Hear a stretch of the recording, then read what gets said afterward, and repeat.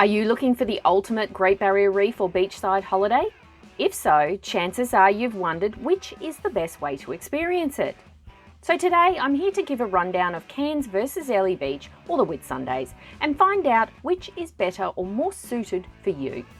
Since I've explored both of these amazing places, you can clearly see they offer stunningly beautiful spots, UNESCO areas, and of course the Great Barrier Reef. But what about everything else? So let's dive deeper into each location and help make the decision for you. In the scheme of things, I think the decision comes down to personal preference. I've visited both Cairns and Airlie Beach several times over the years and think they're both ideal destinations, and either one will be a fantastic trip away. But briefly, Cairns might be the way to go if you're looking for a budget-friendly option, an international airport, 2 UNESCO areas, easy to access the Great Barrier Reef, and plenty of other attractions. But Airlie Beach would be the perfect place to soak up the sun with one of the best beaches in the world close by and find a tropical Whitsunday oasis. Plus, if you want a more relaxed coastal vibe. With that said, let's explore their differences in more detail and find out which one is better for your situation. So if you're dreaming of white sandy beaches, crystal clear waters, a snorkeling paradise, tropical islands, you can certainly find them at both destinations.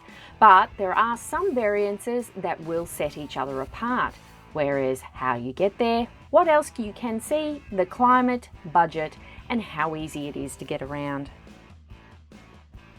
So the first question on everyone's mind is, which is better to see the Great Barrier Reef? Well, I'm going to be direct and say outright, I found very little difference between the Great Barrier Reef from Cairns or Airlie Beach. This includes similar boats to get you there. The pontoons are almost identical. It takes just as much time to get to the inner reef and the outer reefs. The coral colours and types of fish are similar. And the prices are relatively same for the boat trips. However, I do see a notable difference between snorkeling in the inner reef sections, which is about a 1-hour boat trip, compared to the outer Great Barrier Reef, which takes 2 to 3 hours to get there. The outer reef definitely has deeper waters and larger creatures around like turtles, ropers, wrasse, and you might even see a reef shark. Whereas the inner reef sections are only a few meters deep with smaller fish and young turtles, and possibly stand in the sand between the bommies. Often these are better for first-time snorkelers. So since the Great Barrier Reef is available at both locations, I find the other amazing attractions is what sets them apart from each other, and I'll discuss more on this later. So how about the cost? When it comes to comparing the prices for Cairns and Airlie Beach, it's safe to say that both have higher prices as a high tourist destination. However, in terms of budget-friendly attractions, tours, accommodation and car hire, I've often found Cairns a little bit more cost-effective. I think it comes down to competition, offering to a larger market, easier to get to. Cairns has managed to maintain affordable prices. Plus, it offers a broader range of activities and tours, including on land, making it more worth the investment. With that said, Airlie Beach has been built up over the years for the young backpacker market, and my budget for accommodation has been easily met here several times.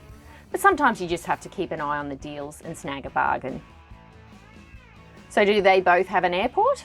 Well, the Cairns International Airport is just 10 minutes away from the city, making it the most convenient option for those travelling from far away. Not only is it easily accessible, but it also offers a variety of flights from major cities around the world. So whether you're coming from Europe, Asia or North America, you can rest assured that the Cairns International Airport will most likely offer direct flights. However, getting to Airlie Beach is a little less convenient, with the closest airport available at Proserpine, which is about 40 minutes away from town. Not only that, but it's a small domestic airport and will require transfers from major cities like Melbourne, Sydney, Brisbane and Cairns. Although wherever you're flying in from, shuttle buses are available to take you directly to your hotel or close by into Airlie Beach. And know that some of the higher luxury choices in accommodation will come with complimentary pickup. So what about the beaches? One important thing to keep in mind that neither Cairns nor Airlie Beach offers stunning beaches for swimming that can be enjoyed directly from the city itself. This is not to say they don't have a beach, because they do, but because they are more of a mangrove beach and have a potential for jellyfish and crocodiles, they just aren't as good for beach swimming. Therefore, the only way to get to the white sandy beaches and crystal clear waters is by taking a boat out to the islands or the coral reef, or essentially booking a boat tour. Cairns offers some brilliant beaches from Green Island to Fitzroy Island, and both contain an abundance of marine life and coral reef just waiting for you to explore. On the other hand, Whitehaven Beach is part of the Whitsundays and definitely the beach you want to see from Airlie Beach, along with the views of the swirling sands from the Hill Inlet lookout point. However, Daydream Island and Hamilton Island are also popular beach additions from this Whitsunday location. That being said, both Airlie Beach and Cairns have a lagoon-style man-made pool for safe swimming in the actual town. They are free to use, great to cool off, and you can find plenty of people sunbaking the day away. If you're weighing up the pros and cons of hiring a car in each Cairns or Airlie Beach, honestly, I find it easier and more convenient to have one at my disposal. This gives me the freedom to move around in my own time schedule and go to the lesser known spots. Having your own wheels means you can come and go as you please without waiting around for taxis and buses. That being said, I did find tours in Airlie Beach more common with hotel pickup and negated some need for a vehicle. However, this will depend on the activities you want to do and the companies providing them. Now, with public transport, rest assured that there is plenty of options for getting around town in Cairns. Personally, I've never been a big fan of public transport, so I haven't used it much, but there is a network of buses running regular routes at multiple times throughout the day and night. Airlie Beach, on the other hand, offers a single service that runs from the main street and out to Shute Harbour, where some of the ferries leave for these beautiful Whitsunday Islands. Additionally, you have taxi cabs and Ubers readily available in both towns for those looking for a quicker, more direct mode of transport, but Ubers are less likely in Airlie Beach. How many days do you need in each? Well, Airlie Beach and Cairns have a variety of attractions to the Great Barrier Reef, islands and beaches. However, since Cairns also has the Daintree National Park and tropical North Queensland rain, you have an astronomical amount of rainforests and waterfalls to see. So when it comes down to it, I could spend at least 7 days in Cairns for my first visit, but this could also mean travelling more to the North Queensland for Port Douglas and even up to Cape Tribulation. On the other hand, 5 days in Airlie Beach would tick off most of your must-do experiences out to the Whitsundays and a few of the nearby ones on land and a short distance away. Cairns is fortunate to be surrounded by not one but 2 UNESCO World Heritage listed sites. This includes the Great Barrier Reef and the wet tropics of Queensland. So when we look at the things to do that don't include the Great Barrier Reef, this opens up an incredible amount of rainforest to explore, waterfalls for swimming and unique experiences. Some of these include Port Douglas, Palm Cove, the Great Barrier Reef Drive, Kuranda Village, Green Island, the Skyrail Gondola, the Kuranda Railway, Barron Falls, Mossman Gorge, the Bloomfield Track, Scenic Flights, the Daintree National Park, Mossman River Rafting, many waterfalls in the Atherton Tablelands, Crystal Cascades, and Babinda Boulders.